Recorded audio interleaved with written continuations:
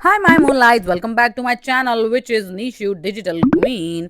और इस व्लॉग में हम लोग अपना डे 3 और डे 4 को कवर अप करेंगे, जिसमें हम सबसे पहले पहुंच गए फ्लोरेंस।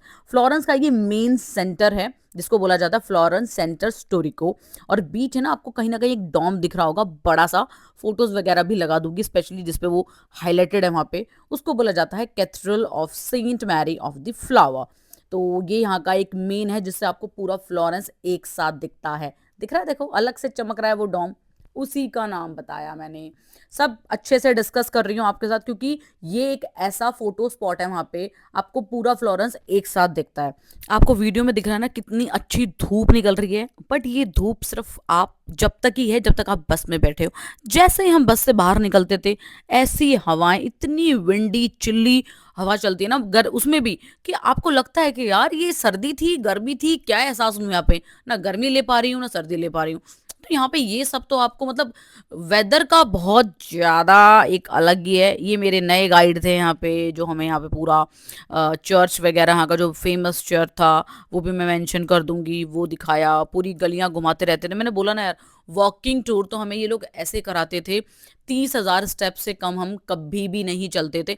सबसे अगर मैं लीस्ट बताऊं ना, सबसे कम मैंने जो चला है वहां पे वॉकिंग टूर में, वो होगा 20,000 स्टेप्स। तो मोटे होने का तो आप समझ रहे हो मतलब ही नहीं बनता। क्योंकि मेरी नेबर भी कह रही थी यार तू मुझे पतली ही लग रही है। तो मैंने कहा ओ माय गॉड, ये तो कॉम्प्लीमेंट मिल गया मुझे। क्योंकि मैं इतना चली हूँ, मैं मान सकती हूँ मैं पतली हुई होंगी भाई। वॉकिंग टूर करवा के ये हमें, जैसे फॉर एन एग्जाम्पल 1:30 बजे हमारा वॉकिंग टूर समाप्त हुआ, ठीक है। उसके बाद हमें आपस में वापस मिलना पड़ता था, एक मीटिंग पॉइंट डिसाइड होता था। तो 3 बजे या 2:45 पे हमें वापस मिलना होता, सब वहां पे आ जाते थे। तो यहाँ पे सबसे ज्यादा मैंने क्या बताया, जहां पे भी आप घूमोगे ना, यहाँ पे बड़े बड़े ब्रांड्स आपको जरूर दिखेंगे। अगर आप शॉप करना चाहते हो, this is the best time, आप यहाँ से शॉप करो। H&M ज़ारा पर भी ना जरूर नजर मारना, क्योंकि इंडिया से थोड़े डिफरेंट कलेक्शन आपको यहाँ पे मिलेंगे और सस्ते, क्योंकि वही आर्टिकल हमें इंडिया में थोड़े महंगे पड़ रहे हैं। बाकी ये बहुत बड़ा चर्च है यहाँ पे। इसका नाम है पेजा सेंता क्रॉच, मतलब चर्च है ये जो भी है। तो यहाँ पे हमारा एक मीटिंग पॉइंट डिसाइड हुआ था, और फिर हम एक मार्केट भी लेके गए जहाँ पे एक लोकल मार्केट थी। प्रॉपरली गोल्ड के आइटम्स, आपको लगता है गोल्ड है, मुझे ऐसा लग रहा है वो आर्टिफिशियल है। क्योंकि यार रोड पे गोल्ड तो नहीं बेचेंगे। अब ये हमें यही दिखाना चाह रहे थे कि आपको कहाँ वापस आना है। जहाँ पर भी तुम्हें डॉगी दिखेगा, वो मैं अलग से कैप्चर करती थी। वो मेरी अलग अट्रैक्शन है, मेरी अट्रैक्शन है। एक तो यहाँ का कल्चर में देखो, नेकेड, हर आदमी नेकेड, यहाँ पे इन्होंने मूर्ति लगा दी है। तो उसे शर्म नहीं आती है? इनका पूरा कल्चर ही बेस्ड है नेकेड के ऊपर ही। लड़कियों को तो नहीं लगा रखा। और ये बंदा आपको पता है ओरिजिनल है, ये ऐसा खड़ा हुआ है यहाँ पे। इसका ना वो भी इंस्टाग्राम है, अगर आप चेक करना चाहो तो आपको वीडियो में कहीं ना कहीं दिख जाएगा, पोज मार के इसको देख लेना। और इसके बाद हम लोग आगे बढ़े, जैसे मैंने बताया एक लोकल मार्केट यहाँ पड़ती है, जहाँ पे गोल्ड मिलेगा आपको और आर्टिफिशियल चीज़ें मिल जाएंगी। That is a local market. And Florence famous है अपने लेदर के लिए। अगर आप यहाँ आओ तो लेदर भी ले सकते हो। लेदर का कोई बैग जैकेट बहुत फेमस है यहाँ पे, तो आप ये भी कंसिडर कर सकते हो। बट बहुत कॉस्टली है यार, मतलब बहुत ज़्यादा। क्योंकि हम एक लोकल शॉप से भी अगर कोई बैग, बैकपैक या फिर जैकेट पूछते थे, तो यार वो एक तरीके से बहुत ही 30-30, 40-40 हज़ार का तो स्टार्टिंग रेंज बताते थे। तो फिर हमें ना वो इतना ज़्यादा फ्रूटफुल नहीं लगा कि हम वहाँ से परचेस करें। तो हम लोग अपना आगे निकल गए ऐसे ही करते। फिर हम लोग कहीं खाना खाने बैठ जाते थे, थोड़ा बहुत खाना वाना खाते थे, फिर अपनी रेकी करना लग जाते थे। तो या ऐसी जगहों पे तुम्हें ये सब भी मिलेगा। मतलब अब तुम सोचो, मैंने क्या बोला, ये जो लोगों को एक्टिविटीज एडवेंचर भी पसंद है उनके लिए ये प्लेसेस नहीं है। बट हाँ, तुम्हें एक बार टच डाउन करके जाना है, जैसे मेरा भी था कि भाई कुछ कंट्रीज में टच डाउन करके जानी है। लेकिन जब भी मैं यूके का ट्रैवल करूंगी, मतलब लंदन स्पेशली, फिर मेरा एम्स्टरडेम रह गया है, बुदापेस्ट रह गया है, ये सारी चीज़ों के लिए मैं 2-2 3-3 दिन एक टाइम वहाँ पे जाके लगाऊंगी। क्योंकि वो मेरे टाइप की वाइब है, वहाँ पे काफ़ी कुछ है देखने के लिए। और मैंने काफ़ी R&D पहले ही कर ली थी, तो मेरा ये था जितनी कंट्री टच डाउन कर सकती हूँ कर लूँ। काफ़ी जगह पे तो मैग्नेट्स भी परचेज नहीं किए, just because of the price. यार इतना कॉस्टली देते हैं ना, बाय गॉड, बहुत ज़्यादा। बट बेस्ट पार्ट है ना यार, यहाँ का हवा पानी बिल्कुल साफ है। आप देख रहे हो रोड पे आपको ना एक गंद नहीं दिख सकता। उसकी वजह से जब मैं अपने होटल पहुँचती थी शाम को या रात को जब भी, कभी मुझे ऐसे फ़ील नहीं होता था कि मेरी स्किन पे कोई डर्ट है या मेरे को मैं फेस वॉश करती थी तो किसी तरीके का गंद या था ना फेस पे, आपको पता चल जाता है यार धूल-मिट्टी सी जम गई है। कुछ भी नहीं होता था ब्रो। मतलब ये सब चीज़ों के लिए ना 5 बजे तो चाँद निकल जाता है ब्रो। इतना सुंदर लगता है ना कि दिन निकल रहा है और आप चाँद देख रहे हो। अब ये नेक्स्ट डे मैं निकल चुकी हूँ वेनिस के लिए। वेनिस अपनी सबसे ज़्यादा फेमस है वहाँ पे कैनाल्स के लिए। वो कैनाल्स में हम जाएँगे, जो आप मूवीज़ में देखते हो कि बोट पे वो लोग चल रहे होते हैं। तो वेनेज़िया जाएँगे अपन, सेंट मार्क स्क्वायर जाएँगे, तो काफ़ी सारी चीज़ें वहाँ पे भी अपन हम कवर अप करेंगे। यार और इनकी बस भी इतनी कंफर्टेबल होती है ना, आप जस्ट बैठो, बैठते ही ऐसा झूला जैसे बच्चों के लिए होता है ना, गाड़ी पे बैठते ही उन्हें नींद आ जाती है, सेम। और ऐसी नींद आती थी, ऐसा लगता था जैसे बरसों से हम तो सोए ही नहीं हैं। मैं और सागर ही नहीं यार, पूरी बस सो जाती थी। तो काफ़ी सारे तो मैं व्यू मिस कर गई हूँ। मतलब मैं सोते-सोते ही जाती थी। जब हमारा आने वाला होता था, तब वो मैंने बोला ना रेडियो लगा देते थे हमारे कानों पे समटाइम्स, और कई बार वो माइक पे बोलते थे, "चलो भई वेक अप, अब पहुँच गए हैं।" तब जाके मेरी नींद खुलती थी। यहाँ आप कितने लेट सो जाओ, क्योंकि हम डेली पार्टीज़ करते थे, हम 2-2 3-3 बजे तक, बट स्टिल यार हम 5 से 6 बजे अपने आप उठ जाते थे। वही है ना यार, एनवायरनमेंट का बहुत फ़र्क पड़ता है जब आप पॉल्यूशन फ्री जगह में रहते हो तो। अब यहाँ हम वेनिस पहुँच गए हैं, that is called canal grand.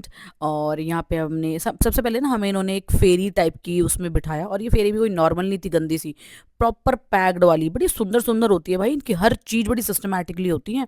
और मुझे तो ये भी पता चला है कि जिस फेरी से हम लोग जा रहे हैं ये भी फेक बनाई गई है। मतलब ये जो पानी वानी है ना, सब फेक है। पहले यहाँ पे कुछ भी नहीं था ऐसा, जहाँ पे हमें ये लेके जा रहे हैं, मतलब कैनाल ग्रैंड के अंदर। तो वहाँ जाएंगे हम लोग, फिर हम लोग बोट्स लेंगे। उस बोट पे वो लोग गाना गाते हैं, दैट इज वो फेमस ही वहाँ पे एक्चुअली, वो बेसिकली उस चीज़ के लिए, जैसे मैंने आपको बताया। तो उसको वेनेजिया भी बोला जाता है। जिस वहाँ पे ना छोटे छोटे स्टॉप्स हैं, मतलब लाइक जैसे यहाँ खड़े हो तो ये वेनेजिया लग जाएगा, पूरा वेनेजिया ये वैसे तो, बट अगर वो पानी में चले जाते हो तो वो कैनाल ग्रैंड लग जाता है, जैसे ये रहा यहाँ पे। अब वो सिंगर गाना भी गा रहा है, अब जस्ट सुनो।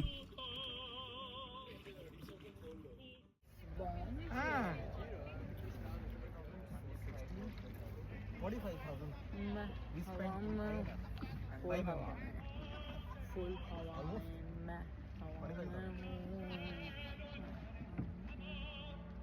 आसमान में हूँ,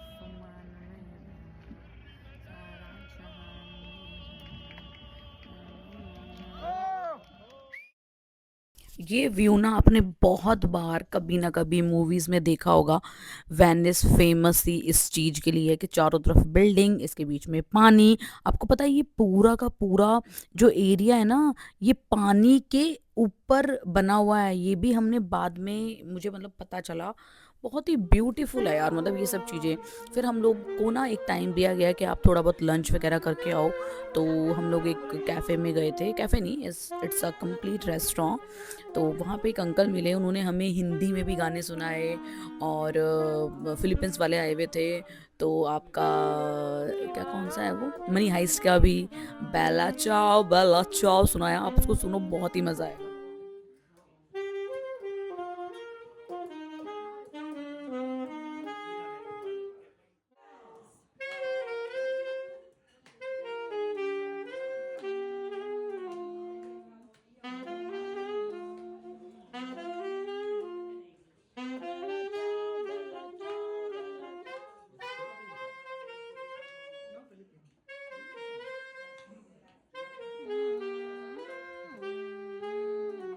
और यार उस रेस्टोरेंट में ना मुझे खाना बहुत अच्छा मिला था। मैं ना एक पिक ज़रूर लगाऊंगी, अगर आप कभी ट्रैवल करो तो ज़रूर जाना, वहाँ का फूड बहुत अच्छा है।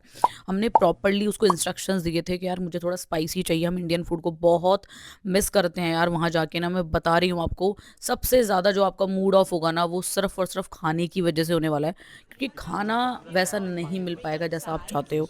और ये लड़का इतनी फ़ोटोज़ खिंचवाता था ना, हर जगह खड़ा हो जाता था, ये खींच, वो वहाँ खींच, ये मेरी 10-15 इस पे खींच दे। जबकि मैं नहीं खिंचवाती थी, मेरी फ़ोटो आपको बहुत कम मिलेगी इस पूरी ट्रिप की। ये क्योंकि ये छोड़ता ही नहीं था। और इसी के ये जो ब्रिज है ना, इस ब्रिज से हम अभी जा रहे हैं, हम यहाँ जा रहे हैं अब ग्लास फैक्ट्री के अंदर। अभी हम एंट्री कर रहे हैं। देखो अब ग्लास फैक्ट्री में हम आ गए हैं।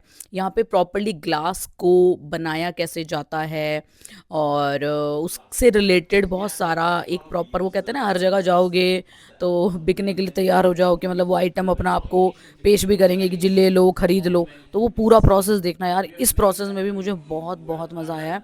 बहुत कॉस्टली दे रहे थे यार, वो जो स्टोन के आइटम थे ना जो ग्लास से बने हुए थे वो बहुत कॉस्टली थे। मैंने तो नहीं लिए भाई, क्योंकि वो अननेसेसरी यार, उतना कॉस्टली मैं लूंगी उससे अच्छा मैं डायमंड की चीज़ें परचेस कर सकती हूँ। इतना कॉस्टली था, अब तुम सोच लो कितना कॉस्टली होगा। 27% still make glass in that way, original handmade. There is also mass production, totally different. This is handmade. Yeah. And there is also a lot of imitation. You know that. It's like having like something beautiful, like having big name. Wow. Oh, not yet, not yet. Yeah.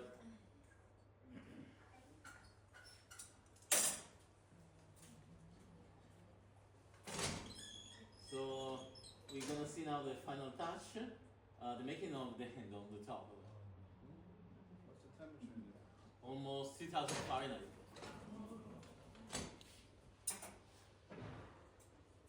When you leave, guy, we're gonna make, me and Paolo gonna have a pizza.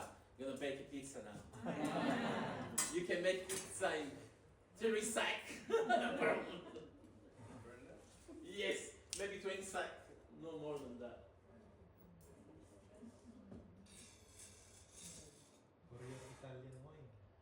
Yes, yes. Buying glass, having a bottle. See the final, that's quite amazing. Please take photo, because photo you may not only hear is allowed. Inside there is a copyright. We've been there.